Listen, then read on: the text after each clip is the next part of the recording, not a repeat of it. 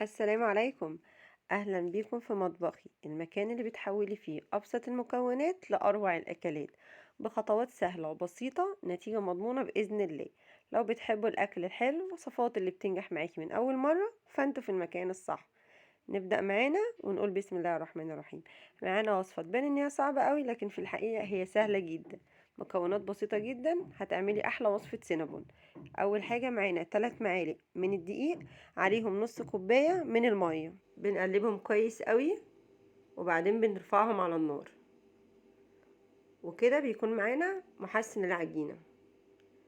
وبعد كده بنركنهم على جنب نعمل معانا الخميرة عبارة عن معلقة سكر، معلقة خميرة، ونص كوباية من المية الدافية. بنقلبهم كويس قوي ونسيبهم على جنب، عشان نتأكد ان العجينة معانا كويس، عشان لو حطيناها على طول وهي مش خمرانة هتبوظ لنا العجينة. هنا معانا 4 كوبايات من الدقيق او نص كيلو من الدقيق.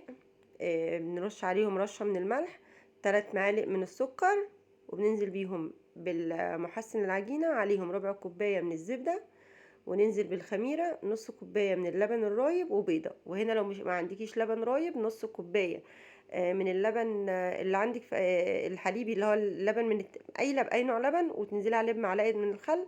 هنا بتكون بتسيبيه شوية، خلاص كده بيبقى فصل من معلقة الخل، ويبقى معاكي اللبن رايب. ما توقفيش على حاجة يعني. وهنا بقى بايديكي زي ما انت شايفة كده، وبتعجني او في العجان زي ما تحبي. هي الوصفة بسيطة وسهلة جدا لدرجة انك تقدري تعجنيها بايديكي. هنا خلاص، اول ما توصل معاكي بالقوام ده، هي بتلزق سيكة كده، خلاص بتسيبيها بقى لما تخمر. وهنا معاكي بقى التوبنج او الصوص بتاعنا، عبارة عن ربع كوباية من اللبن، 3 معالق من اللبن البودر، وربع كوباية اللبن بتكون دافية، و3 معالق من السكر، معلقة زبدة، واي نوع جبنة كريمي او مثلثات. اهم حاجة كل ما كان نوع الجبنة معانا كويس، او نوع جبنة ممتاز، كل ما كان التوبنج او الصوص بتاعك حلو قوي.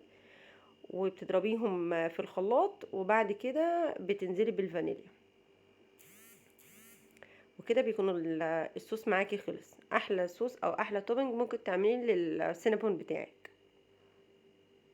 وهنا معانا الحشوة عبارة عن كوباية من السكر، 3 معالق من القرفة، ممكن بقى معلقة من الكاكاو او معلقتين من الكاكاو. انا حطيت معلقتين ونص من الكاكاو. وهنا الكاكاو بتاعي كان خام، انت ممكن تحطي اي نوع تاني، بس انا هنا الكاكاو بتاعي كان خام. وافضل نوع للكاكاو هو الكاكاو الاسباني طبعا.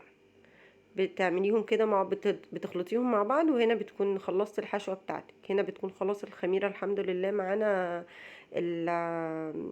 العجينة اختمرت. وبتطلعيها بقى، وخدي بالك وانت بتطلعي عشان ما تطلعش الهواء اللي احنا خليناها تخمر بيه. وافرديها بقى معاكي بتكوني جهزتي بقى معاكي صينيه ودهنتيها سمنه، زبده، اي ماده دهنيه. وهنا بقى العجينه تفرديها بقى مربعه، تفرديها مدوره، زي ما انت ما عايزه.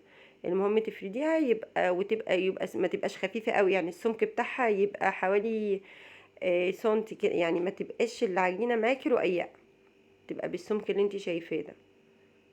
طبعا بترشي الرخامه دي عشان ما تلزقش منك. وهنا بقى بتنزلي بيها بالسمنه او زبده، تكون بس الزبده بتاعتك بدرجه حراره الغرفه عشان تمسك في العجينه بتاعتك.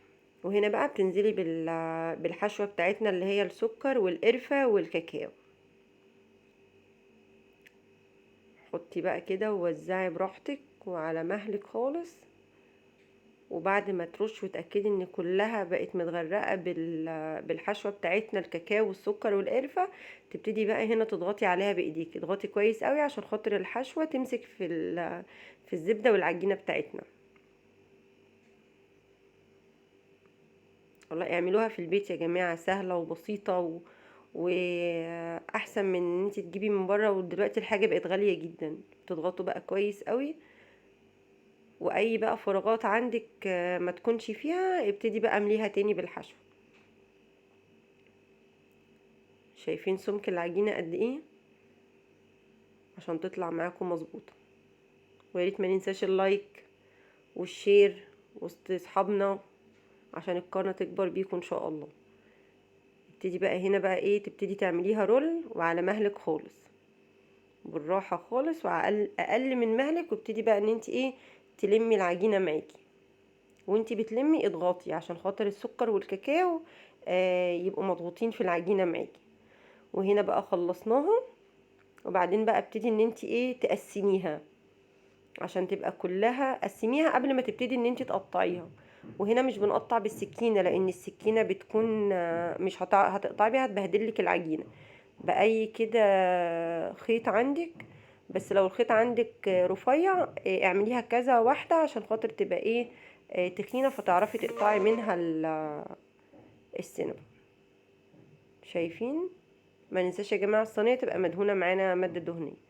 هنا بقى ايه بتسيبي مسافات او فراغات ما بين كل واحدة وواحدة لان هنسيبها تخمر تاني، فعلشان خاطر ما تبقاش لازقة اصلا في بعض، لان كده كده اوتوماتيك هتلزق معاكي يعني.